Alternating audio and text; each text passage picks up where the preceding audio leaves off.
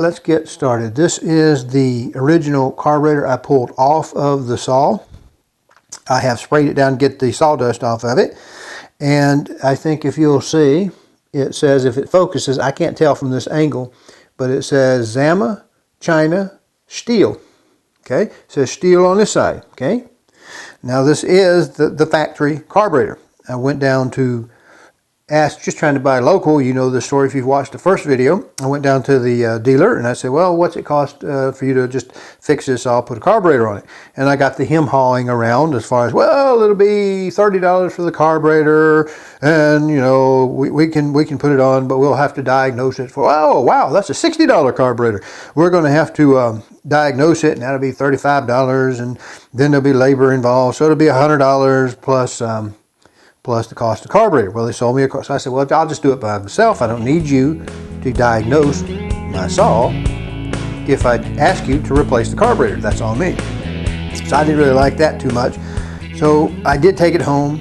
I did take a carburetor home, put it on. Takes 5 minutes. Works like a champ. This is the old one. Now, this, I believe we'll call this the fuel pump side. I'm not a carburetor designer, but that's where the fuel comes in. And if I take this off, I expect to see the diaphragms on this side kind of stretched or worn out. And of course we have diaphragms, and a stack of stuff on this side will change out. Now when I asked them, I said, well, after that, I thought, well, I want a set of what do you call these things? Gaskets to rebuild the other carburetor. And they're $40. They're $38 for one of these. And I said something like, well, I think maybe I just buy one of those Chinese carburetors for $15 online and rob the gasket. Oh, you don't want to do that. You don't want to, that won't work, and that Chinese stuff is garbage. And I didn't bother to tell him that the original Zama is Chinese. But there is some differences if you look online. And I don't know that they're, to be honest, I don't know that they're the same exact carburetor. And in fact, for my model, I can't find any that are, because we don't have this throttle linkage, which is what the little bar rolls up and hits. And that tab right here is different on those versions that you find online for 10, 12, 15 bucks. And that, I believe, this is an assumption on my part, but I believe it's because STIHL has them in a non-compete situation where they cannot sell a replacement part that actually fits completely in its entirety. One of the things they leave off is this little Venturi piece here. As you can see, it just comes off, but you can save that from the other one. And if the carburetor is in fact the identical carburetor, because they have, I'm sure, made multiple generations of this thing, you might have a shot of just spraying your old carburetor down, cleaning it out, and then taking the gaskets out of the new one if they're the same ones. I don't know. Another option is to keep from having to fiddle with grinding this off and making it fit, which you can do in several minutes. You just want to tape that off and all the entrances off when you're grinding or sanding. That's going to take you time, and that starts to detract from the fact that, you know, you could have bought just a drop-in unit for 66 bucks and been running 5 minutes later. Another thing you might be able to do, I don't know that you can, but because I've not personally tried it, but there's a screw there. There's a screw there, and I bet you when you take this little piece of brass off right there, that we can actually take this rod off and swap the rods in its entirety. And you might be able to do that faster than trying to modify the one you have. Don't know. But what I'm going to do is we're going to take this apart and see if in fact it's the fuel pump on this side that's gone bad, because my diagnostics, I'm not a professional, but if I get it started, long enough to get it started, if I tip the saw up, it runs. It runs pretty well, but it keeps wanting to cut out if we lay it down, which tells me I'm flooding out. Sometimes they may get, I guess, where they go the other way, where they can maybe stop flowing, but stop up the carburetor, and then you can't get gas to it, and it may start, but if you raise it up, it may quit. But all I'm going to do right now is I'm going to take this off, because this should be just a single gasket on this side. We're going to take this off and look to see if we can see how that gasket looks. Because I instantly hear about don't leave the gas in your carburetor, ruin it, and all that kind of stuff. And I think a lot of that is probably good advice. I just don't know how accurate it is, because quite honestly, I use my saw most of the year. You see, I don't know, I just can't get an angle on it, but I've got a light, and maybe I can show. These are in fact dimpled in over the voids. And I don't know that the two flappers are working properly as valves on the body, but I can definitely see that in this area and this area, it's caved in. And I'm going to try to get it close, and maybe if I twist it when I look at the film afterwards, I'll be able to tell. But that's definitely no longer in good shape. So what I'm just going to do is I'm going to take the other side off as well, and I'm going to lay them on a piece of paper to make sure I have them stacked correctly and in the right direction. And I'm going to go out in the garage, and I'm just going to spray this down with a can of carburetor cleaner, and I'm going to let it evaporate. We're going to rebuild the carburetor and put it back for next time, because I believe that'll fix it. If you like this content, please go to calldeltosell.com, find the tab that says on YouTube, click it, and it'll open up a page of QR codes. There you can use a smartphone to scan and get to the YouTube page, or you can just mouse over and click it on a PC. There you'll be able to subscribe to this little button over here and click the notification bell so that YouTube will notify you. Thank you. Now I have these taken off. This one does not want to come apart. Actually, I have it backwards. It goes like this. This is the old one, and there's two gaskets, and I can tell that this piece aligns that air hole with that air hole, aligns there to the very top, see that little port? So it will go on this piece that way. This one is made with that nice curvature, and it goes like this, and they stack up in that order. This goes against that backing, and then the diaphragm goes on this side of it. So there's only 4 gaskets. That's $10 a piece for them. This one looks like it's in good shape.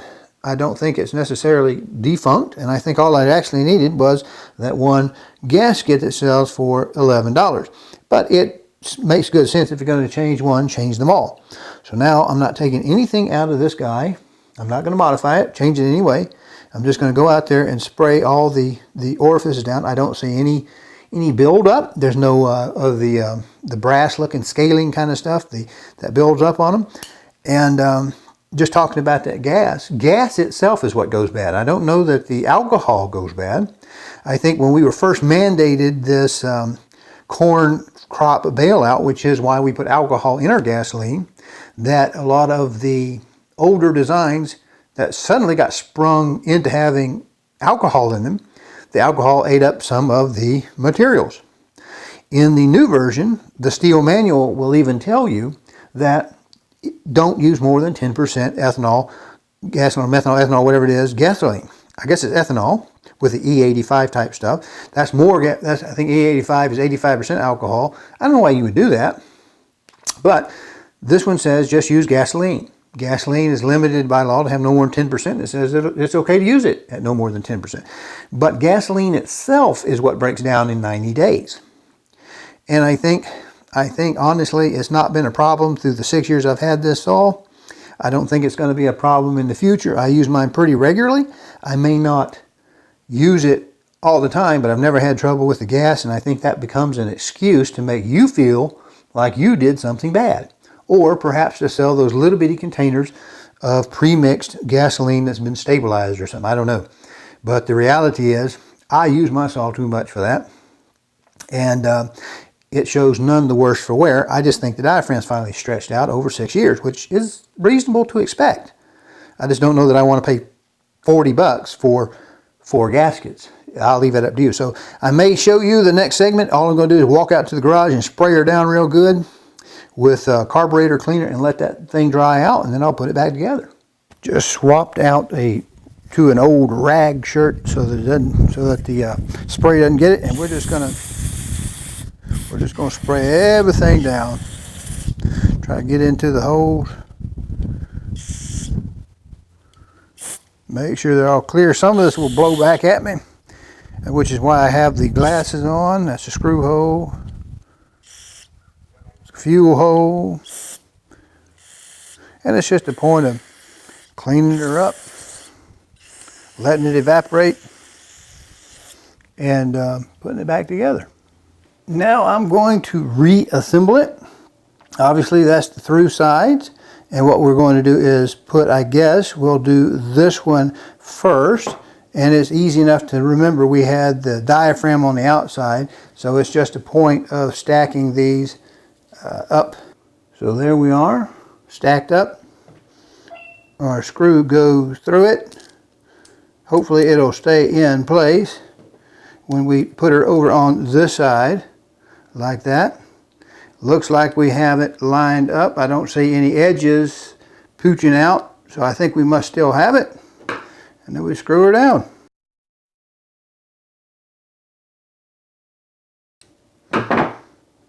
On this side, we do have to look where that little air divot right there is. And it's just a matter of making sure that the thick fiber gasket is on the other side of the diaphragm.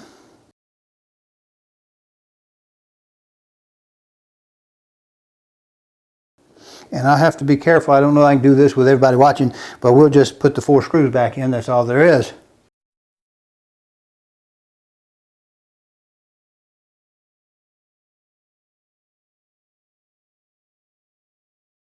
Now I've got, well, let me show you this before I put it on. See that air hole, that little point right there? It lines up on this side, so the little arrow is going to be to the outside.